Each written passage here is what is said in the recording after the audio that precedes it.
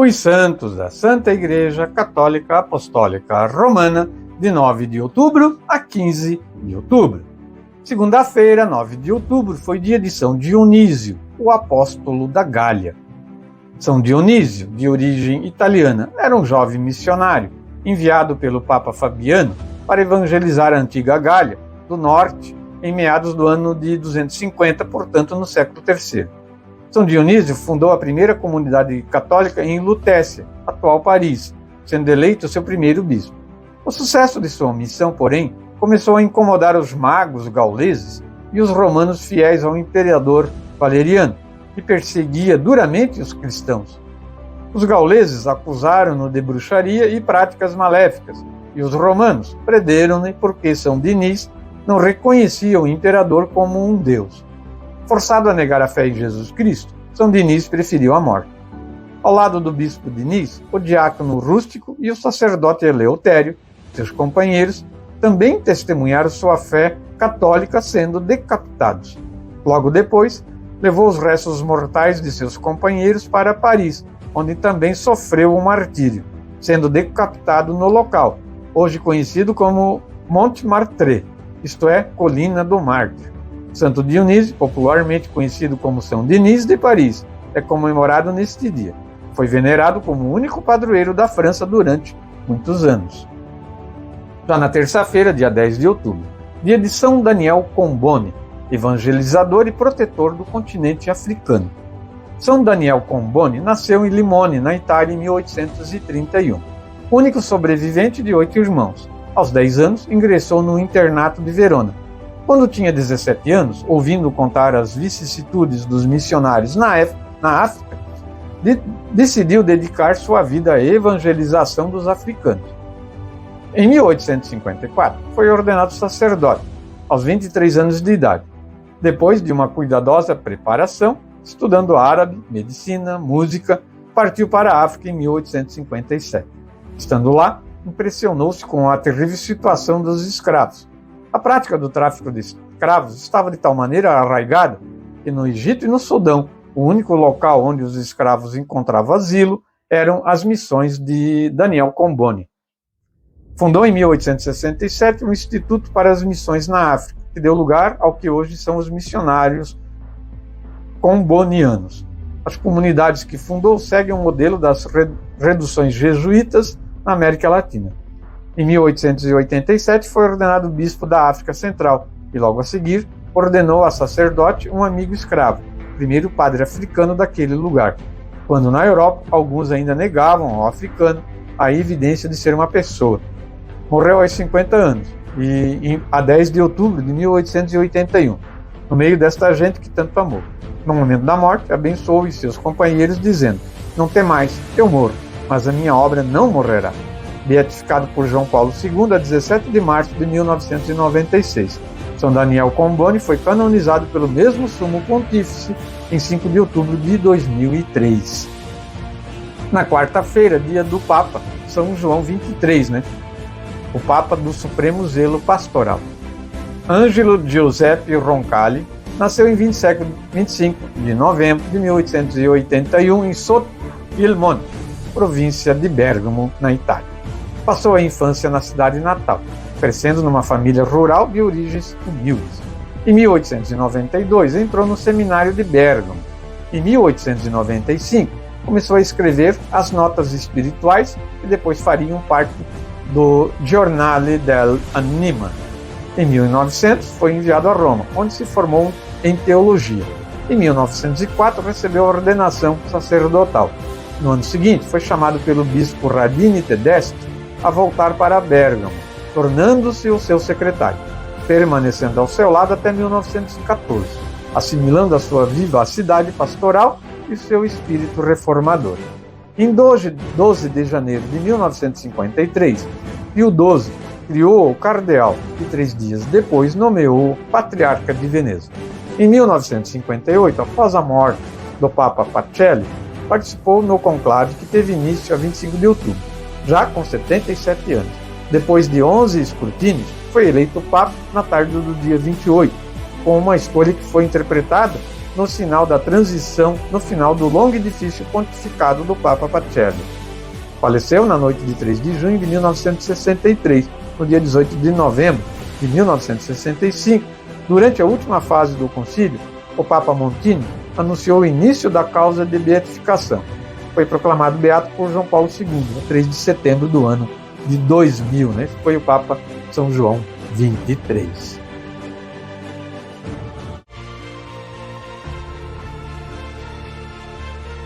12 de outubro foi quinta-feira, dia de Nossa Senhora Aparecida, a rainha e a padroeira do Brasil. Na manhã de 12 de outubro de 1717, 3 pescadores lançaram seus barcos no rio Paraíba, que escorria até a sua cidade. Eles tinham sido encarregados de trazer peixes para o banquete, que se realizaria no dia seguinte, na cidade de Guaratinguetá. Foi pela ordem do conde Assumar, Dom Pedro de Almeida, Portugal, governante da capitania de São Paulo e Minas Gerais, a exigência dos peixes do rio Paraíba. Os 3 pescadores, Domingos Garcia, João Alves e Felipe Pedroso, pareciam não ter sorte naquela manhã. Após várias tentativas infrutíferas, tinham quase desistido, quando João Alves tentou novamente. Ele jogou sua rede nas águas do rio e lentamente a puxou-a para cima. Havia pescado alguma coisa, mas não era peixe, parecia uma espécie de madeira. Em 1980, o altar da Basílica Nova, maior santuário mariano do mundo, foi consagrado pelo Papa João Paulo II e lhe outorgou o título de Basílica Menor. Em 1983, a Conferência Nacional dos Bispos do Brasil declarou oficialmente a Basílica de Aparecida como santuário nacional. Hoje o santuário é um grande centro evangelizador, confiado ao zelo apostólico dos missionários redentoristas desde 1894, responsáveis pela pastoral e pela administração, no atendimento aos romeiros e peregrinos que chegam de todas as partes do país e do exterior, Então, dia 12, dia de Nossa Senhora Aparecida, padroeira do Brasil. Na sexta-feira, dia 13 de outubro, dia da beata Alexandrina Maria da Costa. Alexandrina Maria da Costa nasceu em Balazar, Póvoa de Varzim, arquidiocese de Braga, no dia 30 de março de 1904. Foi batizada no dia 2 de abril, um sábado santo. Foi educada cristamente pela mãe, junto com a irmã Deolinda. Alexandrina viveu em casa até os 7 anos. Depois, foi para uma pensão de um marceneiro na Póvoa de Varzim, a fim de frequentar a escola primária, que não existia em Balazar. Fez a primeira comunhão na sua terra natal, em 1911. E no ano seguinte recebeu o sacramento da crisma pelo bispo do Porto. Passados 18 meses, voltou a Balazar e foi morar com a mãe e a irmã na localidade do Calvário, onde irá permanecer até a morte. Aos 14 anos aconteceu um fato que seria decisivo para sua vida. Era sábado santo de 1918 e nesse dia ela, a irmã Deolinda e mais uma mocinha aprendiz estavam a trabalhar de costura, quando perceberam que 3 homens tentavam entrar na sala onde se encontravam. Embora estivessem fechadas, os 3 homens forçaram as portas e conseguiram entrar. Alexandrina, para salvar a sua pureza ameaçada, não hesitou em atirar-se pela janela, de uma altura de 4 metros. As consequências foram terríveis, embora não imediatas. De fato, as várias visitas médicas a que foi sucessivamente submetida diagnosticaram cada vez com maior clareza um fato irreversível. Em 1950, Alexandrina comemora os 25 anos de sua imobilidade. Em 7 de janeiro de 1955, foi anunciado que este seria o ano da sua morte. No dia 12 de outubro, quis receber a unção dos enfermos. No dia 13 de outubro, aniversário da última aparição de Nossa Senhora em Fátima, ela foi ouvida exclamando: "Estou feliz porque vou para o céu." Às 7h30 da noite, ela faleceu. No sábado, dia 14 de outubro, dia de São Calixto I, Papa, criador do cemitério da Viata. Romano de Trastevere, filho de escravos, São Calixto não teve vida fácil. Ele está sepultado com efeito na igreja de Santa Maria em Trastevere, e não nas catacumbas que levam seu nome. O cristão Corpóforo, da família do imperador Cômodo, havia-lhe confiado a administração dos bens da comunidade católica. Não foi um hábil administrador, e descoberto um grande desfalque, Calixto fugiu. Capturado em Hóstia, a ponto de zarpar, foi condenado a girar a roda de um moinho. Corpóforo mostrou-se generoso, condenando-o a pagar o débito, mas a justiça seguiu seu curso. Foi condenado à flagelação, depois deportado para as minas da Sardenha. Libertado, o Papa Vítor ocupou-se pessoalmente dele, sinal de que Calixto desfrutava de certa fama, furto à parte. Para desviá-lo da tentação, fixou-lhe um ordenado. O sucessor Zefirino foi igualmente generoso, ordenou-o diácono e confiou-lhe a guarda do cemitério cristão na Via Ápia, as célebres catacumbas, conhecidas em todo o mundo com seu nome.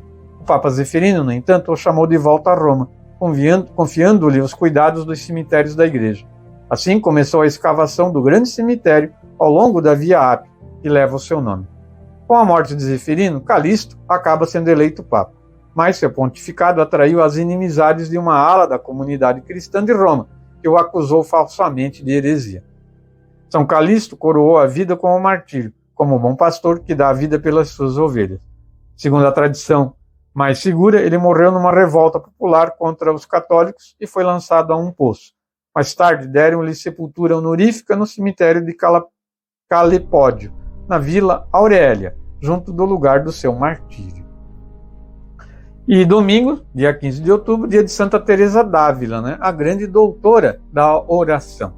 Segunda filha de um judeu convertido, Santa Teresa de Ávila, também conhecida como Santa Teresa de Jesus, Teresa Sanchez de Capeda d'Ávila e Raumada, nasceu em Ávila, Castela, em 28 de março de 1515. A infância feliz, passada junto com irmãos e primos, a deixa fascinada por romances de cavalaria. Após a morte, em batalha, de seu irmão mais velho, Giovanni, em 1524, e a perda da sua mãe, Beatriz, a jovem foi enviada para estudar no mosteiro agostiniano de Nossa Senhora da Graça.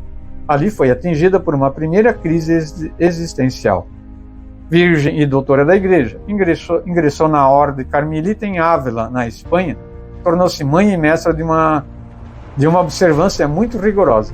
Preparou em seu coração um caminho de aperfeiçoamento espiritual sob o aspecto de uma ascensão gradual da alma a Deus. Para a reforma da sua ordem, suportou muitas tribulações, sempre superou com um espírito invencível.